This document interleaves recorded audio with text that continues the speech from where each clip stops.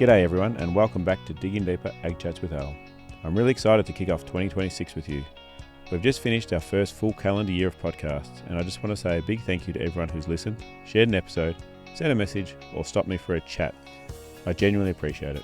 This year we're aiming to bring you even more great guests with plenty of practical conversations you can take straight back to your own operation. We'll be featuring more local producers too. People right here in our region who are doing good things, having a crack, who've got great stories worth sharing. I'm also pleased to say that we've got some regular voices returning. Chelsea from Herd Solutions will be joining us on a monthly basis with veterinary updates and timely animal health advice. And Morgs from Elders is back as well, committed to a monthly livestock market update to help us make sense of what's happening and what it might mean on farm. So whether you're listening in the ute, on the tractor or in the yards, welcome back. I'm glad you're here and I hope you enjoy what we've got coming in 2026. Welcome everyone to Digging Deeper. We've got our monthly guest on, Chelsea. Hi Al, it's great to be back again. Now, anyone that's been regularly listening or watching would know that last month with you, it was only a couple of weeks ago now, we actually did a remote one with you in your office down in Maffra Way. We said it was because timing issues and stuff, but there was actually something else going on behind the scenes too, wasn't there, Chelsea? Yeah, there was another. I had another bit of an oopsie, so it's probably the best way to put it. Yes, you've done a good job of trying to kill yourself over the last 6 months. Tell us about your latest adventures, Chelsea. Yeah, I feel like we could rename this podcast to Dumb Ways to Die with Chelsea. But the Darwin Awards with Chelsea. Yeah. So yeah, a couple of weeks ago, I was doing some cattle work when I was feeling, admittedly, probably a little bit under the weather. I'd had some gastro the day prior, wasn't feeling 100%, but I had a job that had been rescheduled, and they were really good about the fact that I didn't turn up previously because I had to deal with an emergency prolapse, which ran way longer than I thought it was. So I had to reschedule them, and there was a deadline they had to deal with getting chopper cattle off the property as well. There was a booking that they needed to adhere to, so I pushed on, and on that day I had a couple hundred Preg Tests to do and a very large number of lame cows as well. I think it was 8 or 9 lame cows as well, and so pretty physically but that's a big job. That's a big job on any given day, even when you're sort of feeling well. And the very last cow, so I did all the preg testing, did 8 of the 9 lame cows, and then the very last cow, and by that point I hadn't eaten much either throughout the day, so I was getting a bit tired, and I was trying to place a belly strap underneath the cow to restrain her so that we could examine one of her feet. She was in the crush, She was in the crush, yeah. And the client was on the other side of the crush trying to feed the belly strap down the side of the cow to throw it across to me so I could do it up and restrain her. And I guess I just probably wasn't thinking very well. And I had the door to the crush open at my feet. And I remember watching him try and throw this belt across, and I remembered looking over my shoulder thinking, I'll go get a stick or something to help drag it underneath her. And I literally remember thinking to myself, how do I do this without getting hurt? And then found myself sitting up on the ground, and I knew where I was and I knew who I was with and what I was doing, but there was just a 2-second window where I didn't really quite know how I got there. Well, you're knocked out, were you? I wouldn't quite say knocked out, but I just, it was a bit of just a period where I can't quite remember how it happened. And then... Yep. That's the definition of being knocked out. I guess that was what the doctor said too. But... So what actually happened there? So she kicked the door and I fell over. Right, so she kicked the door into you. Yeah, and you fell over. So she kicked it into my knee, and when I took my clothes off to have a shower later that day, there was not a bad gash, but there was a bit of a mark where you could see it had hit my shin. Yeah. And I just, because I was already a bit crook, I think it just went down like a sack of potatoes. Pad? Yeah, so I hit my head on the concrete. Yeah. So that was why I couldn't remember what happened. Had to go home and go to the doctor, and which was a bit stressful because I didn't want to get my boss or the client in trouble because obviously it becomes a work safe matter. But they were really good about it. They were. Oh, you didn't hide it from them? No. We reported it. We reported it, and they were great. They were actually because we I think because we were on the forward foot with them, and we explained it, in terms of what happened, and wasn't a freak accident, but it's not like I got kicked by the cow or anything like that. It was just just a case of having that door open when, admittedly, I shouldn't have had it open. So, I think. How many times would you have done it before, though, in the past? I don't know. Usually I open it right up. So, like I said, I think maybe it's because I was getting a bit tired and I wasn't feeling particularly crash hot. I just probably wasn't thinking my best. And I took it quite seriously in the immediate phases because everyone says with concussion and things like that you can have a delayed onset. So took a few days off work because the doctor sort of ordered it as well. And then when we did that session, the doctor had cleared me to go back to work, but was under a light duties type of setup. And then went back to work last week and managed to come back into work feeling good, and day to day I'm feeling absolutely fine. But no post injury things you've noticed? Not really, no. In the in that sort of day 3 to 5 period, I was a bit nauseous still. But when you have gastro, it was really hard to really know whether I had a concussion or not because I was still dealing with this gastro bug at the same time. Yeah. So have you been a show jumper? Have you had many head knocks? Yeah, I have. So I had 2 when I was 18 and when I was 21, and very similar sort of thing, particularly the second one I had when I was older. I remember approaching the jump and I remember the horse taking off. This was just training at home. And then I remember the horse just getting stuck in midair, and very similar sort of thing. I guess technically, yes, I did get knocked out, but it was only a couple of seconds that are missing. I sat up and I knew what had happened straight away. But that period where, the horse got stuck in midair to me landing, I don't really remember. And, that was very much sort of the case in this instance as well. So, Chelsea, for clarification, if you don't remember a period of time, doesn't matter how long, that is some loss of consciousness. I've actually had a couple from sporting injuries, and one of them was similar to that. I remember the tackle, and just a split second later I was fine. Yep. But the other one, I was playing rugby for the Uni of Ballarat in Adelaide, and I had a good one, and I lost about 45 minutes of memory. Yeah, wow. And then when I came to, I actually had no idea. And I used to play AFL football, not rugby. I'm thinking, what am I standing here watching rugby for? I'm not a rugby player sort of thing. But over the course of the next 2 or 3 hours, slowly came back, and the term is retro amnesia apparently.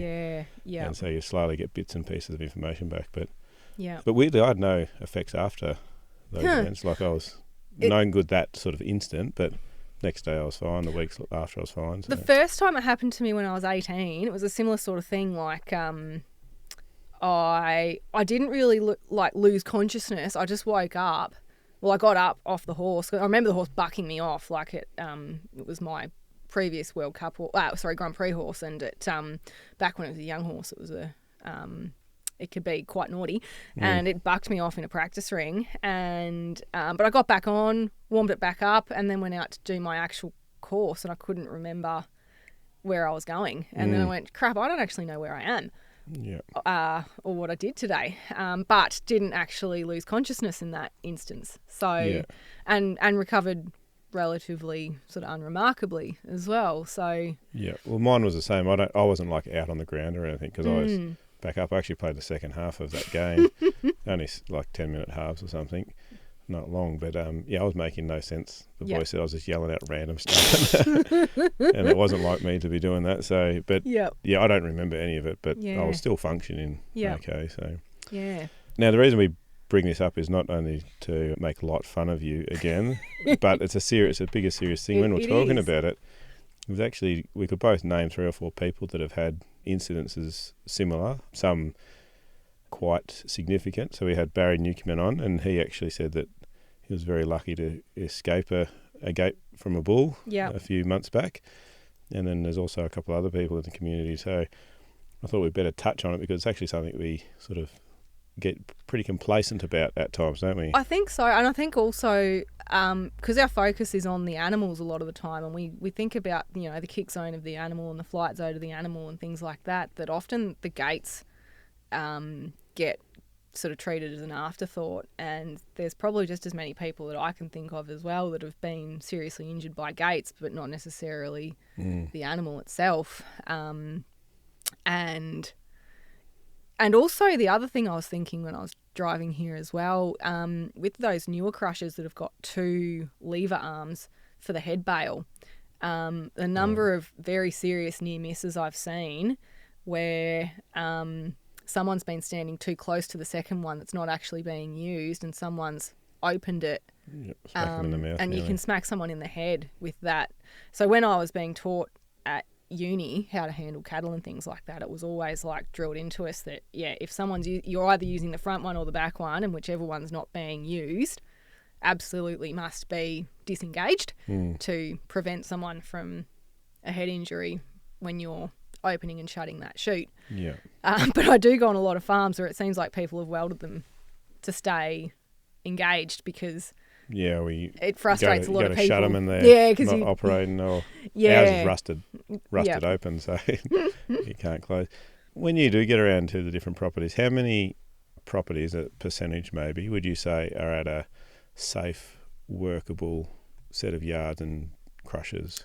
Are we getting better, or because in the past there's been some pretty ordinary setups, I know, but it is getting better. It is definitely getting better, and I think those rebates that went through a few years ago to put new crushers on farms have done a lot of good. Still a long way to go though, and I do find it a little bit frustrating still. You do see a lot of people that have taken the opportunity to use that rebate to get the crush, and every time I go out, the crush is still sitting on the driveway. You actually need to install it as well, actually use it. Look, no, things are getting better, but I think there's still a lot of room to improve. You know, I think probably 10 to 20% of the yards we still go to are probably still, I wouldn't say substandard, but they make my job a lot harder, and they make the cow flow a lot less, comfortable for the animals as well. Yeah, so which stresses everything else out. What is the key area? Is it always a crush, or is it other? Certainly for what I do, the crush is an essential part of our day-to-day. We sort of have a policy in the business that I work in that we don't go in the yards to do yard work. It's not really, just from a work safe perspective, it's not really our line of work. So we very much try and avoid going into the actual yards itself, because that's just a policy, and most vet clinics are, particularly around bulls and things like that, high risk animals. Most veterinary clinics will have a similar sort of policy, that the onus is on the the farmer to work their own animals through their yards, just because of particularly bulls, because they're so dangerous. And probably some of the things that still happen in spite of really good yard setups and things like that I think are a little bit preventable is trying not to jam too many animals in the race as well. Had a couple of instances where I've just been minding my own business, preg testing in the crush, and then a cow behind me has tried to climb in over the top of the slider with me, just because too many animals are being jammed. And it also makes it really hard opening and shutting the slider not to end up with 2 or 3 or 4 in the crush as well. So it just comes back to all those sort of low stress stock handling principles, I guess. Is there a property that when you see on the job card you think, this is going to be a tough one again? You don't have to name it. I'm ashamed. Look, certainly. Throughout my whole career, everywhere I've been, there is those handful that you just sort of go, it's not so much necessarily that it's dangerous. It's just that it's difficult. It's just difficult. Like you go home feeling more tired than you should for the amount of work that you've done. Because you really have to push and yell at the cows to get them to move, because the yards aren't set up for them to be inviting for the cattle and things like that. And when you're having to really push and shove cattle to get them into the crush, it's really exhausting. It's not so much even that it's not safe. It's just that it makes you work harder than you need to do what needs to be done. I dredged 200 lambs the other day in cattle yards felt like I drenched about 4,000 lambs by the end of it because nothing flowed and it was difficult. So it was the longest 2 hours of my life, it felt like. So. Is there anything else you want to mention before we move on to topic today? One thing I did think I'd mention, because again, I see it and I think it's probably an accident waiting to happen, is the number of people I see that, particularly with those forcing yards that are coming in as well, on that topic of, I guess, gates that can really hit people, is you see people often, and I was probably guilty of doing it the other day, is putting the gate between you and the animal because you think it's going to actually protect you, when really it's a pretty volatile metal piece of gear that could really seriously harm you. And I see a lot of clients that'll sort of have the gate out in front of them as they're shutting it behind. Little force field in front of them. Yeah, and then I know of so many people that cows kick the gate and the gate smacked them in the head, and the exact same things happened to a lesser extent. So I think just being really mindful of that when you're working with them, because like I said, we always think about the danger of the animals and making sure that we can't get ourselves kicked, but it's about, also what's between us and them. So I was taught from a long time ago, you always have your foot on the gate rather than your hands as well as you're shutting or chaining it up, because if a cow does kick it, then your foot's got a lot more strength behind it than a simple old wrist sort of thing. A lot of wrist apparently get broken in cattle yards. Yeah, and wrist injuries can be really debilitating too once they happen. Like, you think about how many things you use your hands for. Yeah. It can be a real inconvenience. So. Yeah. All right. Well, we're glad you're with us, and we hope that in the next couple of months you stay safe and look after yourself. And it's a good reminder to everyone, actually, especially at the end of a long day. The last couple of animals often the worst time or the most at-risk time. Yes. When you're thinking about packing up and going home rather than potential dangers in the yard. So, so stay safe, Chels. That's what I'll say. Now, we're going to talk about a couple of little things today. We're talking about calving, coming into spring calvers. Yep. And then you also mentioned on the way in grass tetany, which is also something we should be thinking about now with the current weather. Which one do you want to start with? Let's start with the nutrition, the pre-calving, I reckon. Yep, righto. What do we need to know about how far away are we really, and when do we need to start thinking about the nutritional side of animals?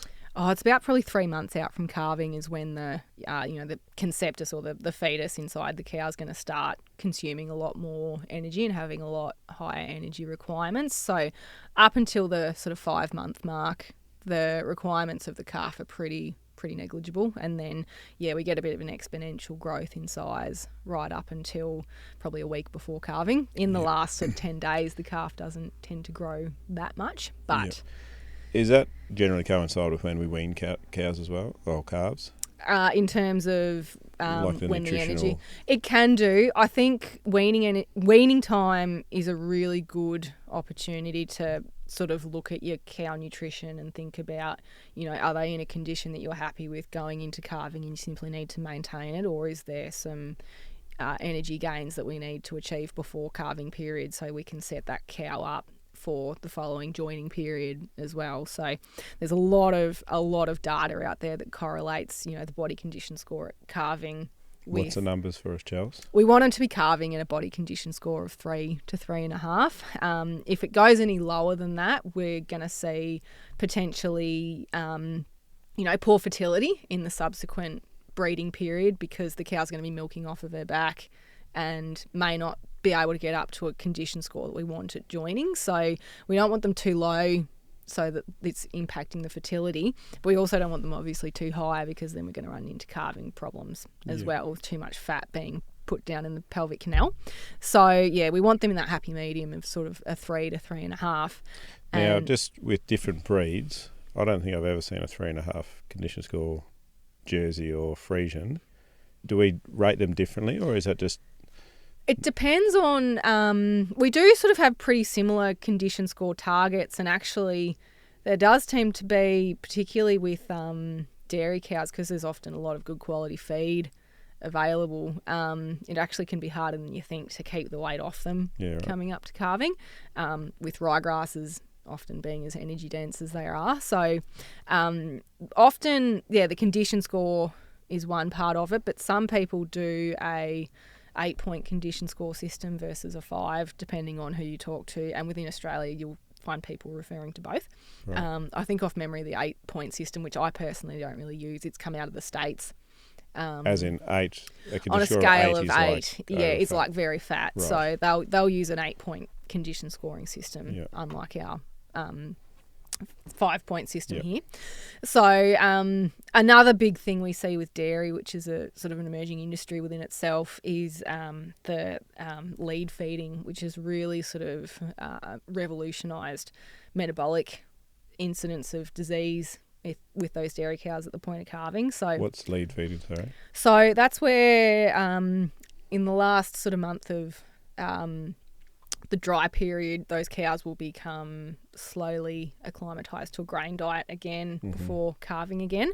It's not a huge amount of grain, but it's just enough so that the rumen gets a bit of exposure to grains, so that when they're, once they calve and the energy system, cranks right up and they need a huge amount more energy, it's not like they've had no grain for that whole dry period and then they're exposed to grain So after they've calved. Is this looking more at the rumen development for that animal coming into graining, or is it also some supplements they put in there for calving? So, yeah, it's both. So there's the grain component, but there's also a supplement component that basically what it does is we feed them an anionic salt, and the idea is that it puts the cow in a very, very slightly acidotic state, and that will actually, it sounds counterintuitive, but it actually, it slightly deprives the cow of calcium right up to the point of calving, because what happens is it makes the hormonal system a lot more efficient at extracting calcium from the diet and also from the cow's bones once they calve, because that's when that calcium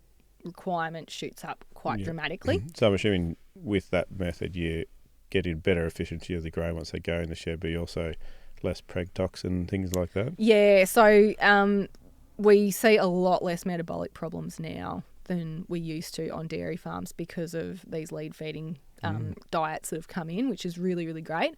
Occasionally our role is to troubleshoot when they stop working. So I had an interesting case last year, and part of managing that diet is the concept of the dietary cation anion difference, or DCAD, which a lot of people have probably heard of, and so you need to manage the difference between the positive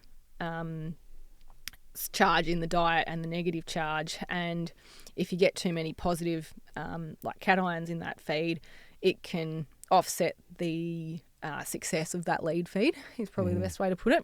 And just one example is, I had a client that was having lots of milk fever problems despite putting in a proper lead feed diet, and the cows were still eating grass. So some people will go to a really extreme measure where they'll actually take the animals off grass and feed them a hay or something like that, because grass can be really high in winter in potassium.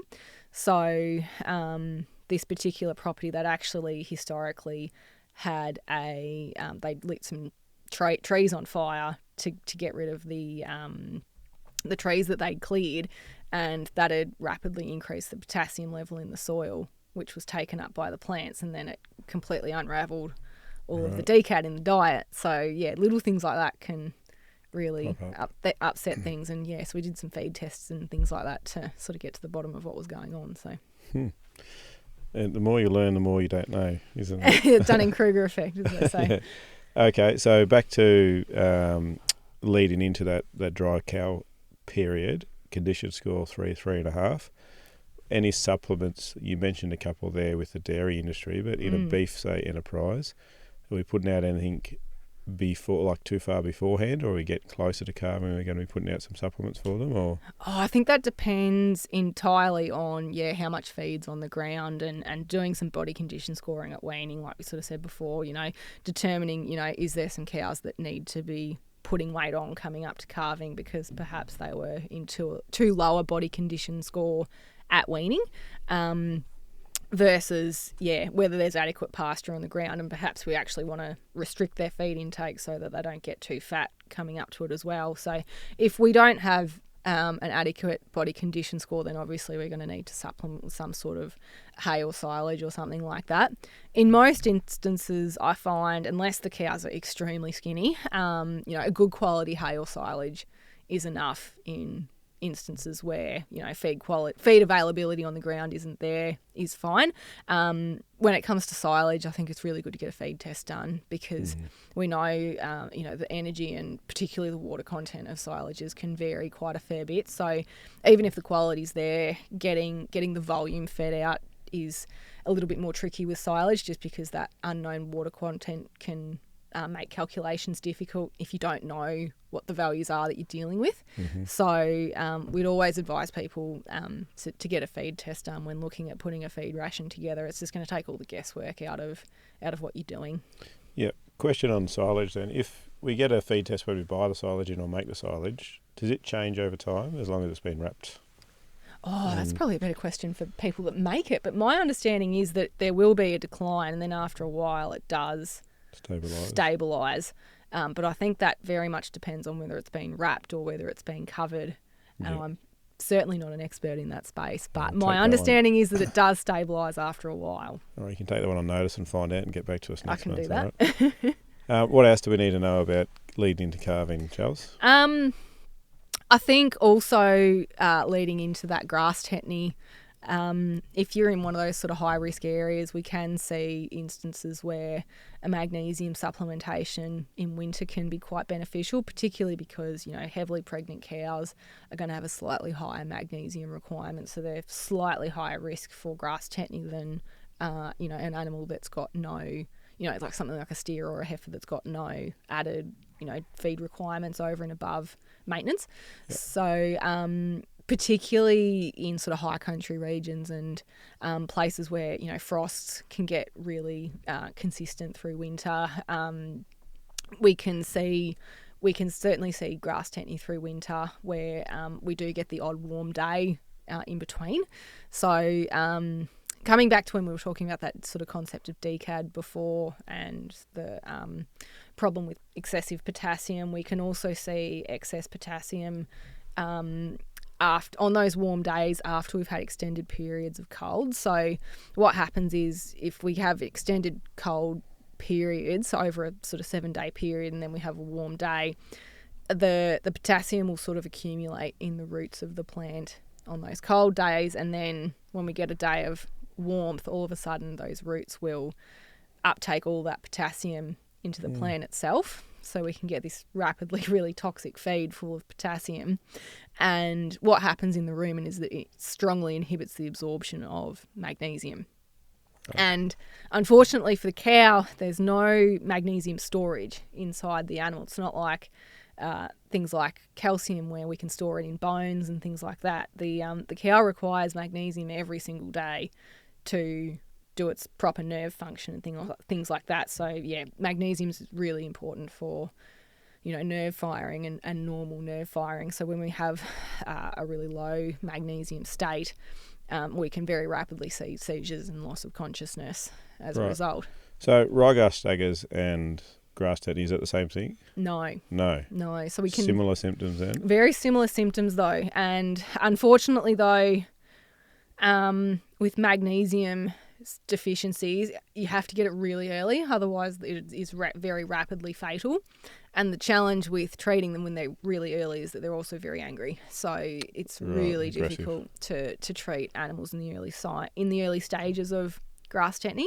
So whereas with the ryegrass staggers, they usually die because they, get their head stuck in a gate or a fence or something, like it's a misadventure type related death. So, the grass tetany we can see in all sort of classes of animals, and not just on ryegrass. We can see it on other pasture species as well. So back to the grass tetany, I'm assuming if you notice it in an animal, all of them are going to be suffering to some degree? Yeah, some more than others. Often I find once you see one, you go and look at the rest of them and they might not be clinically affected, but you can tell that they, they're a bit more aggro than they would usually be. So is that simply a magnesium additive? Is that the treatment? You can, yeah. So I've tried to treat them in the clinical phases, and I think nearly every time the animal still died. It's just the problem with magnesium is that the magnesium is required in what's called the cerebrospinal fluid. So that's like the water bath that coats the brain and the spinal cord. So unlike things like a milk fever, where you can give a flow pack IV. And you're rapidly replacing the blood calcium because that's where the deficiency is. With the magnesium, it needs to make its way all the way back to the cerebrospinal fluid. So it's not just a case of putting it back in the bloodstream. Mm-hmm. So that's why the response to treatment is a lot less. Is that just because of physical time, or is it? Yeah, so it's just got to make its way back around into that cerebrospinal fluid. It's just not instant like it is with calcium. Right. So, yeah, we do find that, prevention's better than a cure in those cases. And so there's a lot of different, mixes out there, but they're very cheap, basic ingredients. So you can get salt, molasses, and magnesium drums that you can just mix it up in a bin, and they'll come up and... It's like a loose lick type. Like a loose lick, yeah, exactly.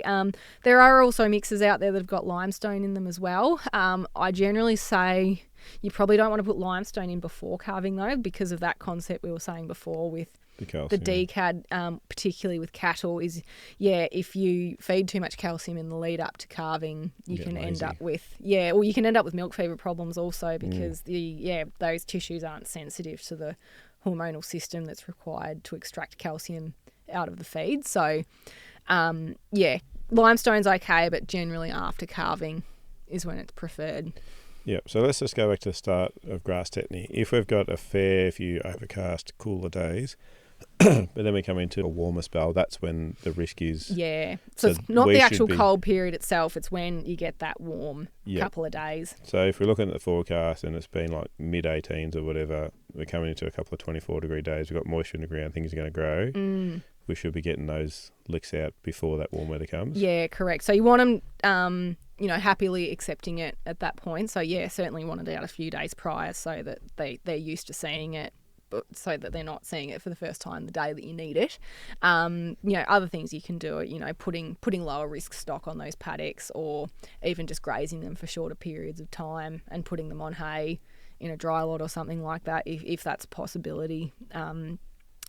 Just to minimise or dilute the effect of that. Really potassium-rich feed as well. So sometimes even just supplementary feeding during those periods, just to reduce the pasture intake, can help as well. And also, potentially putting stock in that aren't pregnant, because they're just going to be a little bit less at risk. Certainly not no risk, but not quite as catastrophic as a pregnant animal as well. So. Yeah. Now, we had Grant Sims on a few weeks ago. Could you put any sort of foliar out, or is this about above your sort of... My thought would be no, because it's more to do with the plant's responses to weather. It's not so much about what's in the soil. It's about the plant's response to that weather period. So my initial thought would be no.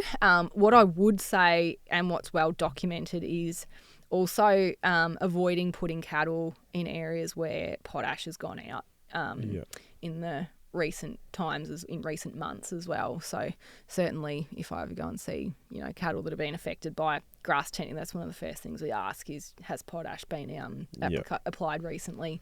And when I was a student, because you're not really educated in soil science or anything like that, I remember me and my friends being like, "Oh, well, you just don't use potash then. That's just how, and then you come out and you get into the real world and you go, oh, that's just stupid, you can't do that." But so some places are naturally high in potash. Some of them, and so are they at higher risk? Can be, yeah. So I know some dairy farmers talk about like night paddocks can tend to accumulate more potash and things like that as well, whether that's because, a lot more supplementary feeds put out in those paddocks, and also, more contamination from the animals themselves. And I know some producers that they know which paddocks they don't want to put their dairy cows on right before calving, because they know they're higher risk than others. So there you go, there's a lot involved in it. What else do we need to know about this, Charles, or have we covered most things? I think probably just be careful if you think you've got an animal that's got grass tetany. They can be very, very dangerous to be around on the topic of safety. And they can be really difficult to treat. Number of times I went and turned up to them as a student or a recent grad, and they've gone through fences and things like that. So are they physically quite able, just aggressive, and then they go downhill, or they get weak quickly as well? No, they're usually not very well coordinated with what they're doing. So there's a lot of staggering around and but things they're not like lethargic or anything. No, like that. quite the opposite. Quite the opposite. So it does make it difficult, I guess. So yes. Okay, well, now that we've finished most of that on grass tetany, you also wanted to talk a little bit about preg testing, because a lot of people have preg tested now, but sometimes in a tight season, the thought of culling cows and preg testing for late calvers, some people have said to you, oh, you can't do it late in calving, is that right? Or I just get often people sort of ask me, oh, what's the latest you can preg test to? And really, we can preg test them right up until the point that they calve. You've got to be very gentle with your handling as they approach calving, but the scan will pick up a pregnancy right up until the point that they calve. So it's never too late to book your preg testing in if you want to offload some cattle before winter. There's no too late a period to do it. So certainly, because I know things are getting a bit dry and people are getting a bit stressed, and the forecast is not looking great. So certainly, if you've got the ability to offload some empty cows, I think there's still the opportunity there to do so, and we're still flat out at the moment doing a lot of preg testing, so there's still that time there to do it. So something jumped in mind. Do not everyone preg test then in the cattle industry? I'm sure there's people that don't, and I'm very much aware of there's people that don't. So yeah, right. Yeah. So tell us in a couple of minutes the benefits of preg testing, because for me, we preg test cattle and sheep. Yep. Not a whole lot of uptake in the sheep industry. Yeah. With preg testing, and it is an expense, but I think it pays for itself tenfold just about. Yeah. Tell us why we should be preg testing cattle, and maybe even touch on sheep if you feel. Yeah. Well, I think both for cattle and sheep, that flexibility to be able to turn off animals that are not going to calve or lamb in the subsequent season. The longer they're on your property and they're not, raising an animal or pregnant, they're essentially just a maintenance cost to your pasture base. So anytime you've got any sort of maintenance cost in that pasture base, it's not going to be optimizing your profitability whatsoever. So obviously there's that huge benefit of doing so.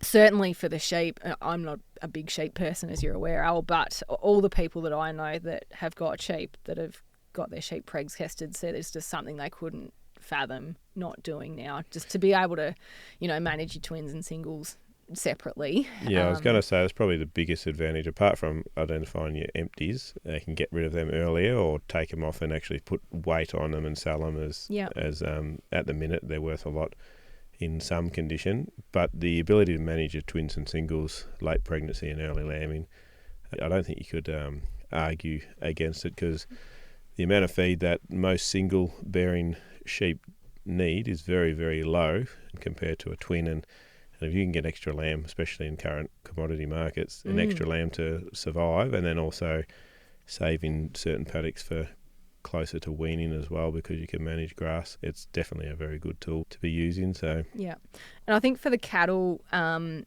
again, going back to decisions that you couldn't not have done now, I do a lot of pregnancy testing with aging for clients now, and the number of clients have said, the ability to know that they're going to calve in the first 3 weeks versus the second versus the third, in terms of knowing which animals to look for, even drafting things on early versus late gestation, so that you can manage your feed base a lot better. The number of people I've had tell me that now that they've got that information, they wouldn't not be able to manage their calving without it, was quite interesting as well. Yeah, it gives another lever as well to pull for those producers to be able to sell those late calvers off, instead of calving over however long. They can shorten up that calving by a couple of weeks just by getting rid of a few tail enders. And yeah, exactly. And we've missed that boat for being able to age things accurately at the moment, but that's where we get really busy with preg testing in January, February for that reason. Is we'll do them 6 weeks after the bulls come out. So 6 weeks is the time for aging? Yeah, I mean, technically, if we absolutely had to scrape the bottom of the barrel, I can do them from 28 days. Don't say that. But it's not easy. And the other thing is, if we're doing them in that... Oh, that's early. You can go earlier. Well, I can go down to 28 days. Yeah, right. But I always sort of say to people, like, if you see something in that 1 month to 6 week bracket, really I'd prefer to recheck them as well, because it's just so early that a lot of that's where you can still get embryonic loss, whereas 6 weeks plus, there is still going to be some embryonic loss, but it's not to the same extent. Yeah. So just double checking that they've held. So for most beef producers, 6 weeks is very, very achievable, and we can still be very, very accurate. Yeah. At that point, I mean, we do have some dairy clients though that I do a lot of 26 to 28 day scanning as part of management, because they want to know exactly. So we do that preg test during joining, so that they know who's taking to AI and who's not, and who's got a phantom pregnancy where they've stopped cycling after being AI'd, but it's not because they're pregnant, it's just because they stopped cycling, all those sorts of things. So we do have a couple of clients that Will take they up multiple preg tests as well then, though? Yeah, so exactly right. We'll do an early preg test and then a late preg test as well, just to confirm that they've held. So Yeah, with the sheep, I know our scanner, they have 6 weeks, same as cattle, 6 weeks after the rams come out, over 6 week maximum joining. And she just says after that you can see them, but there's too many legs and too many heads. You can't identify twins and singles very well. She can do wet and dry, no worries, but can't sort of twin them as well. So yeah, it does get harder. Yeah, the later it goes, but there's still value, I think, in doing it, even if it is a bit later. So. Now, do you pretty much have the same clients the same sort of week each year? This is only my 3rd year into this, but I do have some clients that very consistently, I know I'll be doing them the 2nd week of January, that sort of thing. So it does make planning a little bit easier. We're also very fortunate that we've got a couple of agents in the area that are really good at organising preg testing runs for us, which I think is really great. That when it's further away from So we've got a couple of agents in Orbost that organise it, and even just around here as well. I'm really grateful to the agents that are around that sort of help work in with us to get these types of jobs done, because it's really nice having extra feet on the ground to do a preg test as well, just to make it a little bit more efficient. I think we're quite lucky around here with some of the agents that put a lot in to make it work. So what's a big day preg test in for you? How many head can you get through? I think the most I've ever done is probably the 800 mark. It's probably It's not Enoch's 2000, but he's mental though. I know. I don't think I want to get to that level. So was that on the one property or? No, usually it's two or three. But and that's pretty comfortable if that's all you've got to do for the day. And really good setups. Like we've got one client here, we can get through 150 an hour through crush, but that's not with me even calling them pregnant. That's just saying stop when it's empty and everything's just being let go, and it's very, very quick. That would determine a lot of the numbers, wouldn't it? How they flow. Yes. So it's always a lot quicker when we don't have to vaccinate or drench or anything like that at the same time. Yeah. So No, that's good. Now you're not going to get let off that easy, Charles, because you also got your quote for the month. So what quote have you got for us this month? I have got one. I don't know where I heard it from, but one of my favourites is, the standard you walk past is the standard you accept. I think it was actually, it might have been a military quote from somewhere, possibly originally. But that was one of my favourites that stuck with me. So. I've heard different versions of that, and I like that one too. What standard do you walk past in the garden at home that you accept that your partner's not happy about?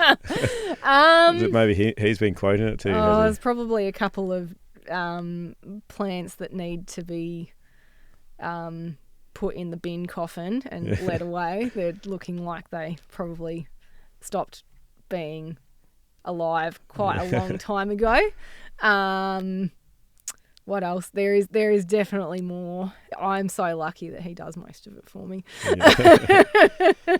Yeah. Well, thanks for the quote and thanks for your time today, Charles. Take care of yourself. We don't want to hear any more interesting stories next month. No, we've got the 3. Everyone says bad things come in 3s. So, yeah, that's right. We've got that squared off, I think. So. Yeah, well, let's just hope that's the end of it for a little while. So thanks very much, Charles. Thanks, Al. See you next time. A big thank you for tuning in today. And remember, if you have a question about today's episode or a topic you'd like us to cover, reach out to one of our many platforms and join the conversation. We're here because of your passion and commitment to agriculture. Together, we can build a stronger farming future. This podcast is made possible by the Future Drought Fund Regional Drought Resilience Planning Program, co-funded by the Victorian and Australian governments.